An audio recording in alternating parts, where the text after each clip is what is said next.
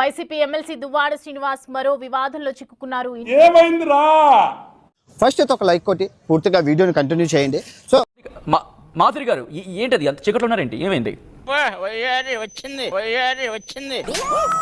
తన ఇంటికి current connection తొలగించడంపై Duvvada అధికారిపై ఆగ్రహాన్ని వ్యక్తం చేశారు. రాత్రి మా ఇంట్లో కరెంట్ లేదు. 56,692 బిల్లు బకాయి ఉంది.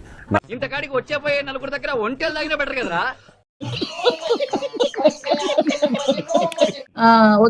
వచ్చినప్పటి నుంచి పవర్ కట్ చేశారు.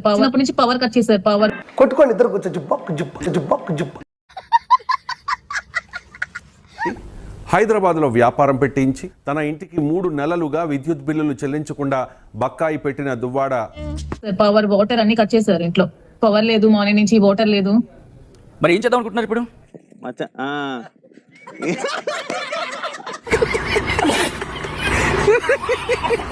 కానీ దువ్వాడ శ్రీనివాస్ మాత్రం పవన్ విషయంలో తన నోటి దూలను తగ్గించుకోవడం లేదు.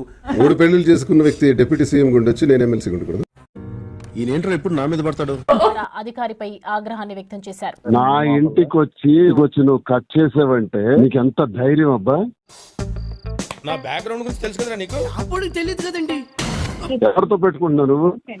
ఎవరితో మాట్లాడుతున్నావో తెలిసే మాట్లాడుతున్నావా? పక్కోడి పెళ్ళాన్ని చెరబెట్టి వాళ్ళ దిక్కుమాలిన రొమాన్స్ చూసి జనాలు నవ్వుకుంటున్న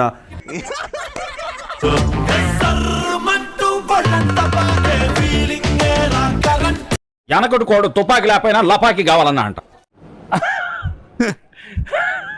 వెయిట్ చేయండి అంటున్నారు, కానీ ఇంతవరకు పవర్ కూడా రాలేదండి.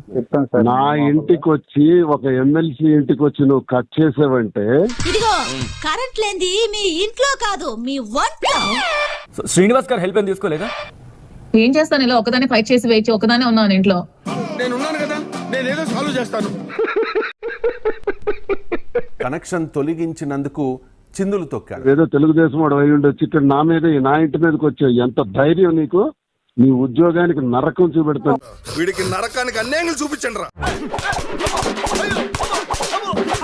బూతులు తిడుతూ బెదిరింపులకు పాల్పడ్డాడు. నుంచి టక్కల్లో ఉద్యోగం నువ్వు ఎలా చేస్తావు నీకు చూస్తాను. నీకు చేస్తాను అయ్యాలా ఏంట్రా రెచ్చిపోతున్నావు?